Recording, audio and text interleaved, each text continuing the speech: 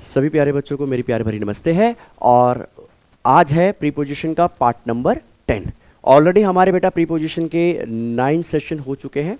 अगर आपने वो सेशन जाके नहीं देखे, एक बार देख लीजिएगा, आपको काफ़ी हेल्प देंगे बेटा। वो सारे के सारे इंपॉर्टेंट क्वेश्चन आप इसको याद रखें। और अगर आपको ये आज का सेशन अच्छा लगे तो बेटा लाइक कर देना आप इसे, और दूसरों के साथ शेयर कर लें। अगर फर्स्ट टाइम अगर हमारा कोई सेशन देख रहा है तो प्लीज़ आप इस चैनल को सब्सक्राइब कर लें और बेल आइकन को दबा दें, ताकि आपके पास पहुंच जाए हमारे नेक्स्ट वीडियो या सेशन का नोटिफिकेशन एडवांस में। ठीक है, चलिए तो बिना ज़्यादा समय लिए बेटा आप स्टार्ट करते हैं आज का सेशन। और ये है बेटा आपका फर्स्ट क्वेश्चन, प्रीपोजिशन का पार्ट नंबर 10। आई एब्सटेन डैश स्मोकिंग। अब इसमें क्या है, इसमें हमारा एक हमें ऑप्शन ढूंढना है ना। ऑप्शन ढूंढना क्या है, ऑफ आएगा, बाई आएगा, फ्रॉम आएगा कि टू आएगा। तो बेटा यहाँ पर एब्सटेन लिखा है, एब्सटेन लिखा है। एब्सटेन के साथ हमारी कौन सी प्रीपोजिशन आती है आपके बेटा? एब्सटेन है, या आपका रिफ्रेन है बेटा, या आपका प्रिवेंट है, या आपका प्रोहिबिट है, या बेटा आपका डिफरेंट है। इन सब के साथ हमारी प्रीपोजिशन कौन सी आती है? इन सब के साथ बेटा हमारी प्रीपोजिशन आती है फ्रॉम। ठीक है, तो abstain, refrain, prevent, prohibit, different, इन सब के साथ हमारी प्रीपोजिशन कौन सी आती है? तो फ्रॉम। तो एब्सटेन लिखा है, तो हमारा ऑप्शन क्या हो जाएगा? इसमें हमारा ऑप्शन हो जाएगा सी फॉर चार्मिंग।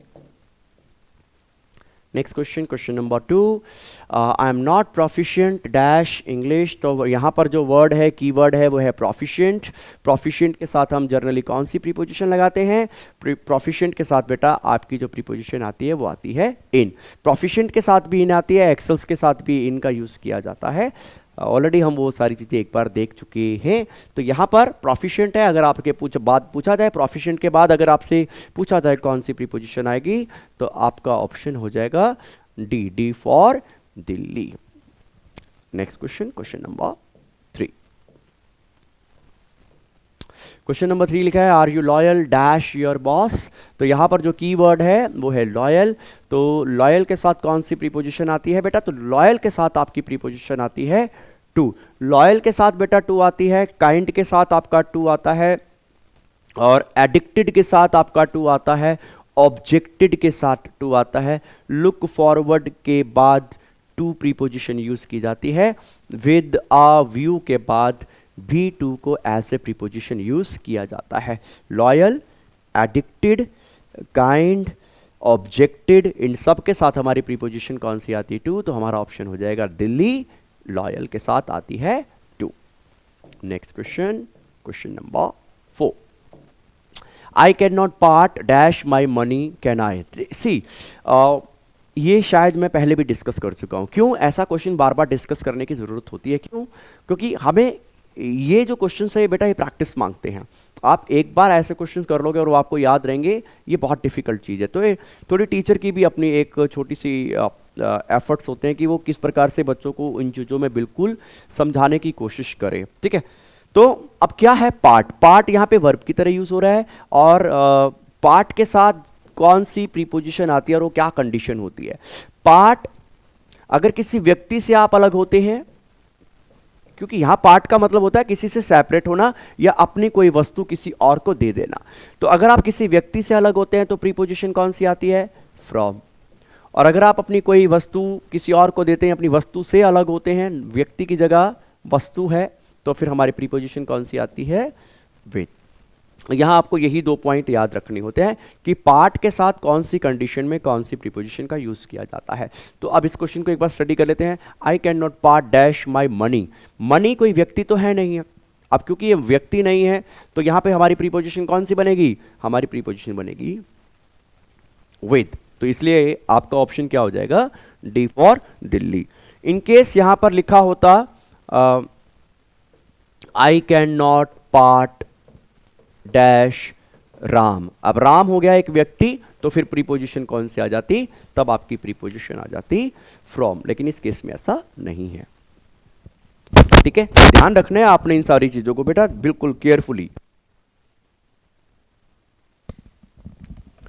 तो क्वेश्चन नंबर 5, क्वेश्चन नंबर 5 देख लेते हैं। अब हमारा क्वेश्चन नंबर 5 क्या है?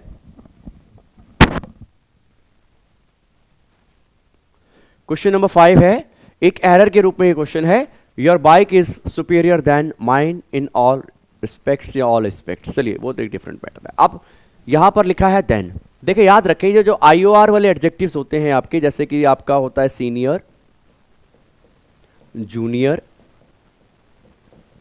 इंफीरियर, सुपीरियर, ये बेटा कंपेयर करने के लिए अपने साथ कंजंक्शन नहीं लेते हैं, और ये जो देन है आपका, ये आपका कंजंक्शन है।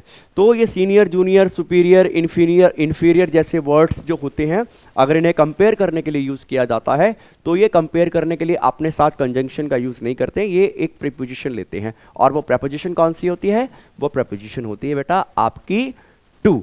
तो यानी कि अब इस क्वेश्चन में अगर हमें एरर ढूंढना हो तो हमें इस सेंटेंस में एरर कहाँ मिलेगा? Your bike is superior, superior यहाँ पर किसी बाइक को कहा गया है, वो सुपीरियर है मेरी बाइक से, तो यानी कि एक बाइक को दूसरी बाइक से कंपेयर किया गया है। लेकिन कंपेयर करने के लिए आप जो सुपीरियर वर्ड को यूज़ कर रहे हैं और साथ में कंजंक्शन यूज़ कर रहे हैं, देन नहीं होगा बेटा, यहाँ पर इसकी जगह क्या होना चाहिए? यहाँ पर इसकी जगह होना चाहिए टू। ठीक है, क्वेश्चन नंबर 6। क्वेश्चन नंबर 6 है, ये भी एक एरर के रूप में है। He told me that a mad man had attacked on his cousin a week before.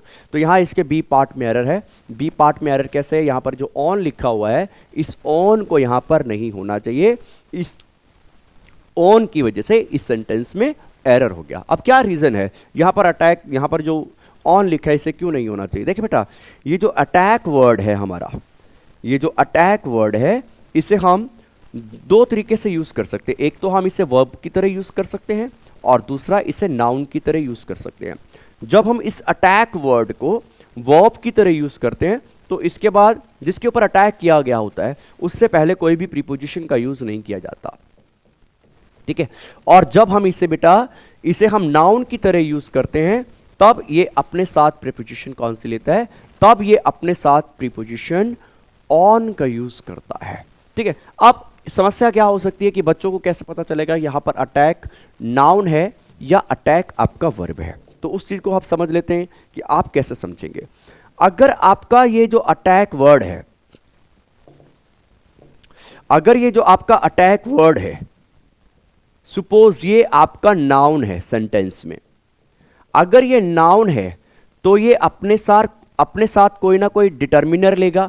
वो डिटर्मिनर जनरली होते क्या है? ए, एन होता है, दा होता है, दिस होता है, दैट होता है, ठीक है, या नो होता है, एनी होता है।